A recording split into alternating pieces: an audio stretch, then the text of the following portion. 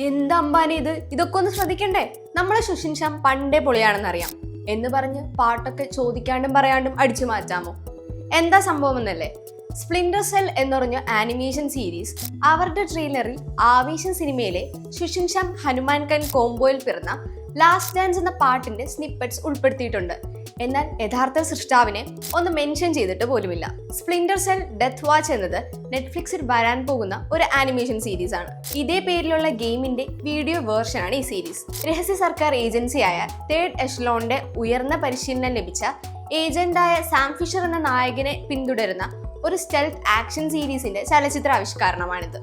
ചാരവൃത്തിയൊക്കെ സബ്ജക്റ്റായി വരുന്ന ഈ സീരീസ് ഒരു ഡാർക്ക് ഗ്രിറ്റി തീമിൽ അഡൽട്സിന് വേണ്ടിയിട്ട് നിർമ്മിച്ചിട്ടുള്ളതാണ്. കഥയെക്കുറിച്ച് കൂടുതൽ വിവരങ്ങളൊന്നും ഇനിയും പുറത്തു വന്നിട്ടില്ല.